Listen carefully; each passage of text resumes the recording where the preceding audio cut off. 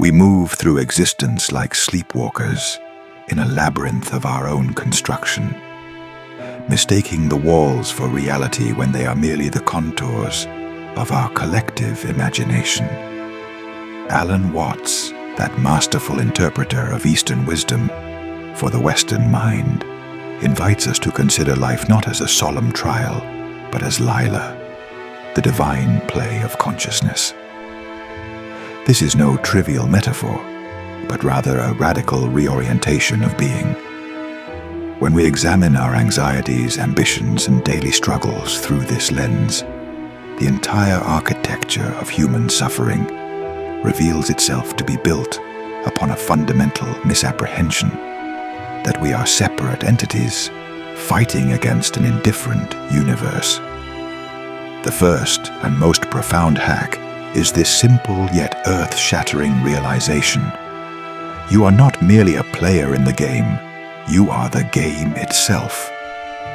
Consider how we become entranced by films, knowing them to be flickering light on a screen, yet surrendering to their reality.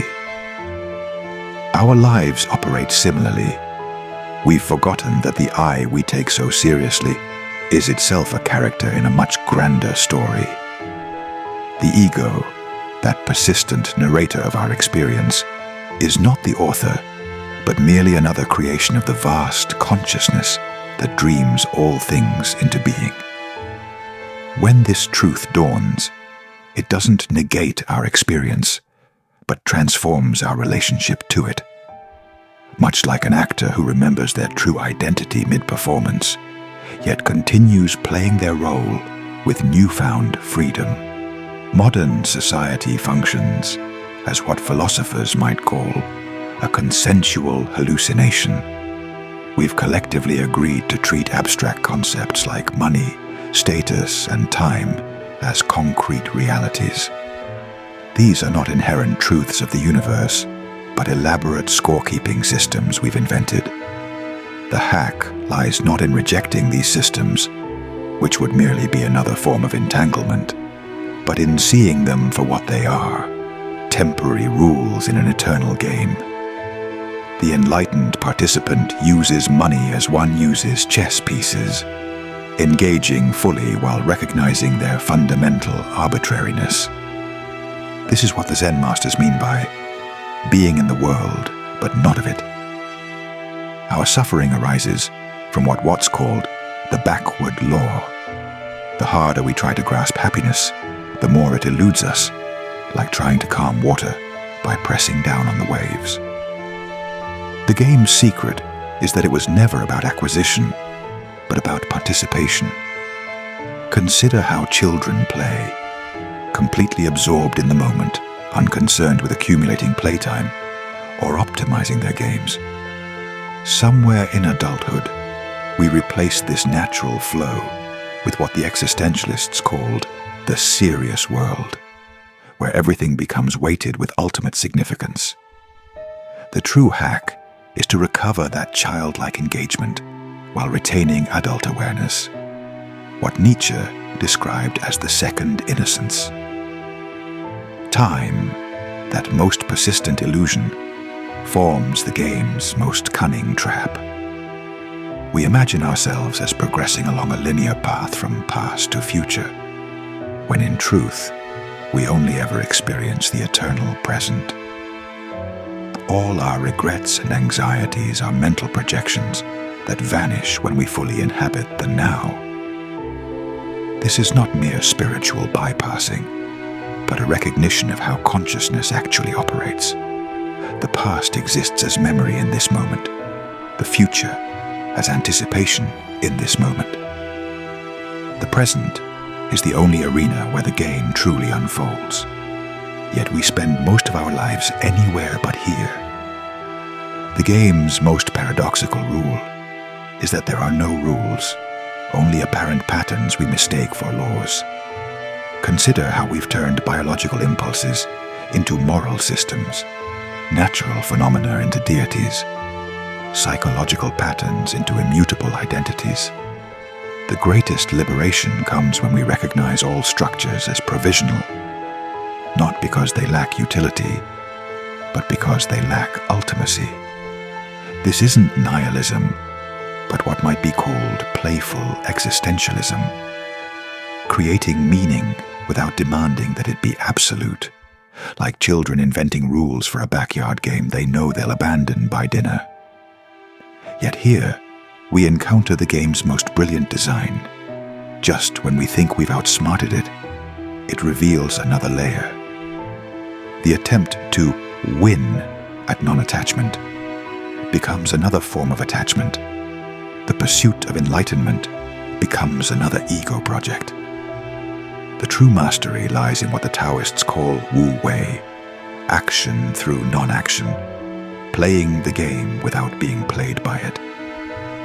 This is the dancer who becomes the dance, the musician who disappears into the music, not by effort, but by surrender to what is already occurring. The great paradox of awakening lies in its application to ordinary moments. How does one play a cosmic game while still paying rent? We now descend from philosophical heights into the practical alchemy of transforming mundane existence into conscious play. The secret, as all mystics discover, is not in escaping the world, but in seeing through it while fully participating. Consider work, that activity which consumes most of our waking hours. Society conditions us to view labor through two distorted lenses, either as grim necessity or as a vehicle for personal glorification. The hack? Recognize employment as improvisational theater. The office becomes a stage where you don the costume of professional identity, not because it defines you, but because it serves the scene. A masterful player engages completely while remembering it's all pretend. The deadlines become meaningful challenges rather than existential threats. The colleagues, fellow actors in a collective drama. This shift doesn't promote irresponsibility, but transforms work into what Zen calls chopping wood, carrying water, sacred in its very ordinariness. Relationships offer the game's most advanced curriculum. We typically approach others either as means to our ends or as mirrors for our insecurities. The enlightened player sees through both projections. Every encounter becomes an opportunity to practice what Martin Buber termed I-thou connection, meeting the other not as object, but as another manifestation of the divine playing hide-and-seek in human form. The lover's quarrel, the family obligation, even the stranger's glance, all become portals to recognize the game's fundamental unity. When conflict arises, you ask not, how can I win? But what role is this interaction asking me to play? Money, that great societal hypnosis, reveals its true nature when examined. Conventional wisdom treats wealth either as sinful temptation or as salvation. The player recognizes currency as game tokens, useful for navigation, but meaningless as life's scorecard. This understanding breeds neither asceticism nor greed, but what might be called playful prosperity. Engaging with finances like monopoly money, investing seriously, but not solemnly. The wealthy player and the simple living player both win when they stop confusing net worth with self-worth. Suffering, the game's most cunning teacher, transforms when approached playfully. Pain remains pain, but ceases to be personal tragedy. The hacker greets adversity with the curiosity of a gamer encountering an unexpected challenge. Ah, this level. Illness becomes the body's way of pressing pause. Loss teaches the art of graceful surrender. Even anxiety reveals its gift, the adrenaline of existential uncertainty that makes the game feel vividly real. The player learns to suffer without adding second-order suffering. The stories we tell about our pain. Time management gets reinvented when you stop trying to spend or save time as if it were currency, and instead recognize yourself as time's very fabric. Procrastination reveals itself not as moral failure, but as resistance to inauthentic engagement.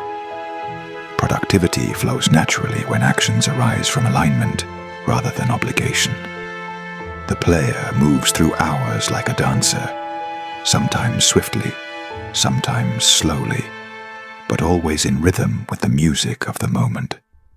Social constructs lose their coercive power when seen as arbitrary rule sets. Gender roles become costumes one can wear lightly. Political ideologies transform from absolute truths to strategic game perspectives. Even morality shifts from rigid code to fluid wisdom. The player understands that ethical behavior arises not from fear of punishment, but from recognition that harming another is ultimately self-harm in this interconnected game.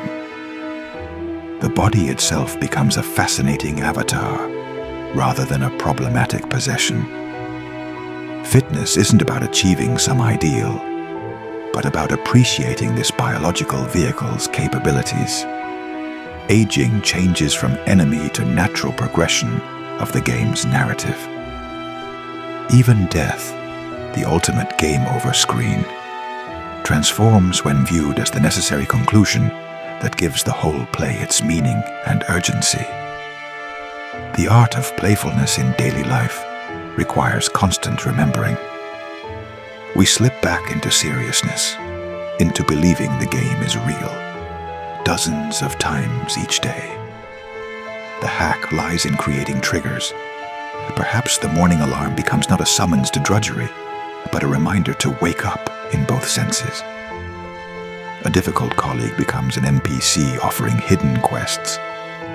Traffic jams transform into meditation chambers. Each moment holds the potential to either pull us deeper into illusion or wake us further into playful awareness. At the outermost edge of understanding, we arrive at the final hack, the realization that there is no hack. The seeker dissolves into the sought. The player merges with the game, and what remains is pure, luminous being. This is not some distant spiritual achievement, but the ever-present ground of existence that we've overlooked in our frantic search for answers. The ultimate revelation is this: you are not playing the game. You are what makes the game possible. Consciousness is the silent screen upon which all experience unfolds, the movies of our lives playing in an endless multiplex of now. Thoughts arise like weather patterns in this open sky of awareness. Emotions swell and recede like tides in this ocean of being. The separate self we've taken ourselves to be is simply another appearance within consciousness, not the one having consciousness. This is the great joke.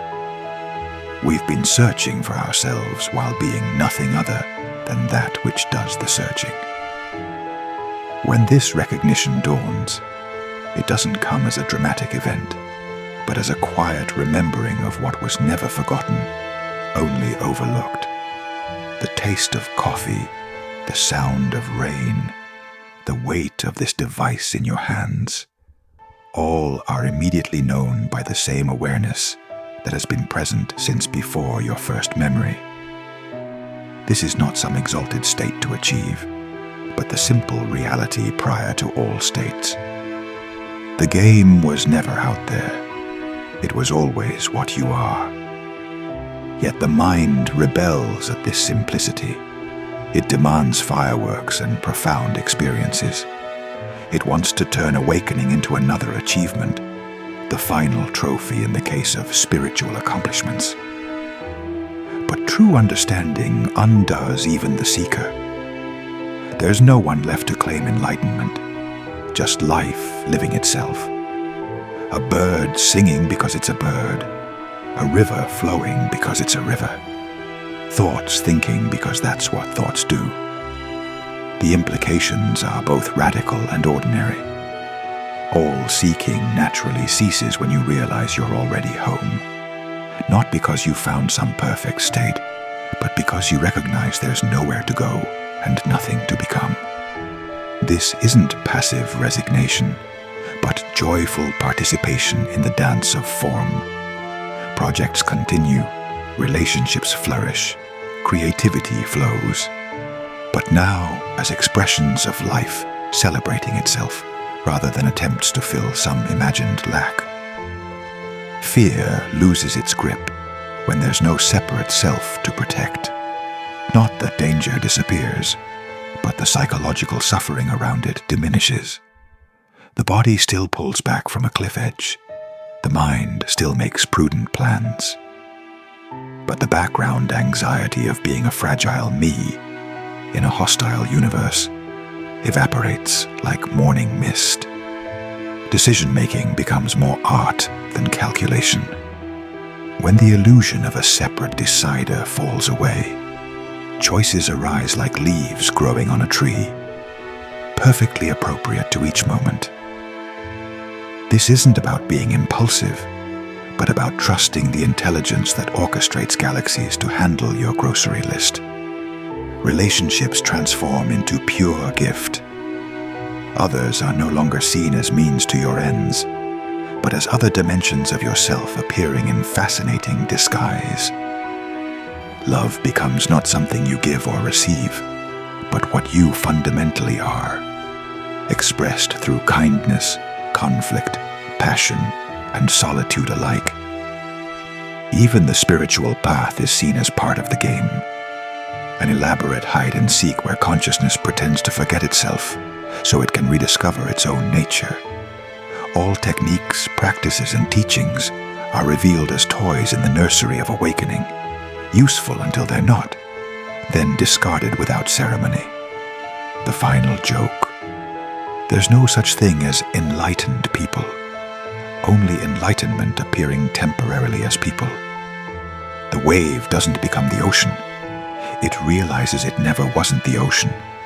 And in that recognition, the game reaches its perfect conclusion by never having begun.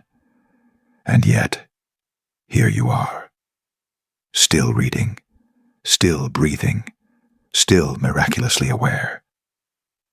The game continues, but now you know it's a game. Or do you? Perhaps knowing is too strong a word. Maybe it's more like a faint smile at the back of your mind as you fold laundry. A quiet chuckle as you argue politics. An inner nod as you kiss your lover goodnight.